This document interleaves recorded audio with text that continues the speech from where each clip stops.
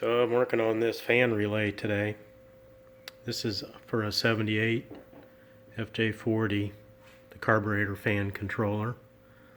So these things come on at about 100 degrees and turn off at 85 degrees Celsius.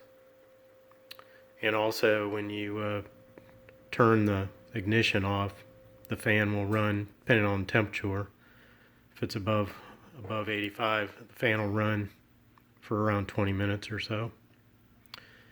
So this particular one was dead when I got it. The small relay on the right picks up and locks in when the ignition switch is turned on. And when you turn off the ignition switch, that starts the timer.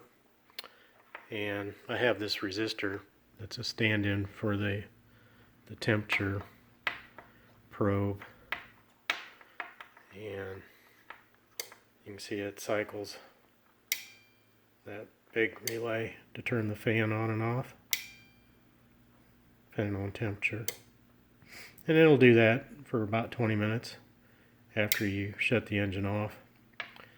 I said this one was dead. That transistor right there, this one was dead and kind of shorted. It was pulling the power supply down, so the small relay was not latching in when it picked up. These are the two components I replaced, the transistor, and that's the flyback diode for that big relay there. I try to replace those just as a normal thing, because that takes the charge off of the coil when it drops out. So that's pretty tough service for that thing. And I put in a 1N4007, which is a pretty hefty diode. And so I imagine the flyback diode probably opened up, and then it subjects the transistor to that reverse EMF when the coil drops out, and then it'll burn out the transistor. But I'm going to replace that capacitor still. But right now, it seems to be working pretty good.